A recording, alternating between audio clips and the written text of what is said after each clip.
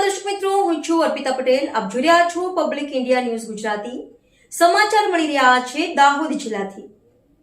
3 વર્ષથી અધૂરું railway bridge જીવલેણ બન્યો. પાણિયા સર્વિસ રોડ તંત્રની બેદરકારીથી લોકોના જીવ જોખમમાં, ગ્રામજનોમાં ઉગ્ર રોષ.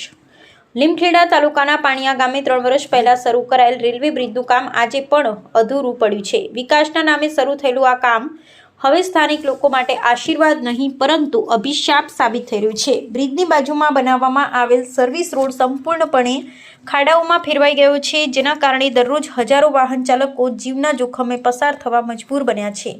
ચોમાસાના વરસાદને કારણે રસ્તા પર પડેલા ઊંડા ખાડાઓ પાણીથી ઢંકાઈ જતા વાહન ચાલકોને ખાડાઓનો અંદાજ પણ આવતો નથી. ખાસ કરીને રાત્રિના સમયે બાઇક ચાલકો અને નાના વાહન ચાલકો માટે આ માર્ગ મોતનો ફંદો બની ગયો છે. કોઈપણ સમયે ગંભીર અકસ્માત સર્જાય તેવી સ્થિતિ હોવા છતાં જવાબદાર વિભાગ અને કોન્ટ્રાક્ટર આંખ આડા કાન કરી બેઠા હોવાનું સ્થાનિકોમાં ચર્ચાઈ રહ્યું છે. સ્થાનિકોના જણાવ્યા મુજબ આ મુદ્દે દાહોદના માનનીય સાંસદ જસવંતસિંહ ભાભોરે પણ સંબંધિત આરએમબી વિભાગના અધિકારી રમેશભાઈ પલાશને જરૂરી સૂચનાઓ આપી, છતાં આજે પણ સ્થિતિ યથાવત છે. સૂચનાઓ માત્ર કાગળ પૂરતી રહી ગઈ હોય તેવી સ્થિતિ સર્જાઈ છે, જ્યારે સ્થળ પર કોઈ અસરકારક કામગીરી જોવા મળતી નથી. આ માર્ગ પાણિયા ગામને નેશનલ હાઈવે સાથે જોડે છે તેમજ બાંડીબાર, સંજેલી, ફતેપુરા તાલુકા અને માનનીય સંસદના નિવાસસ્થાન તરફ જવા માટે મહત્વપૂર્ણ માર્ગ છે. દરરોજ મોટી સંખ્યામાં લોકો અને વાહનોની અવરજવર છતાં તંત્રની ઉદાસીનતા પર અનેક સવાલો ઊભા કરે છે.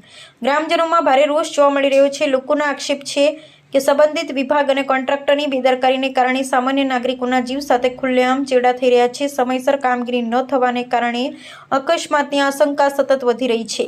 સ્થાનિક લોકોની સ્પષ્ટ માંગ છે કે રેલવે બ્રિજનું અધૂરું કામ યુદ્ધના ધોરણે પૂરું કરવામાં આવે, સર્વિસ રોડના તમામ જીવલેણ ખાડાઓનું તાત્કાલિક સમારકામ કરવામાં આવે અને કામમાં થયેલ વિલંબ માટે જવાબદાર અધિકારીઓ તથા કોન્ટ્રાક્ટરની જવાબદારી પણ નક્કી કરવામાં આવે. ચેતવણી રૂપે ગ્રામજનોએ જણાવ્યું છે કે જો હવે પણ તંત્ર ઊંઘતું રહેશે અને કોઈ નિર્દોષ વ્યક્તિ અકસ્માતમાં જીવ ગુમાવશે તો તેની સંપૂર્ણ નૈતિક અને વહીવટી જવાબદારી સંબંધિત વિભાગ અને કોન્ટ્રાક્ટરની રહેશે.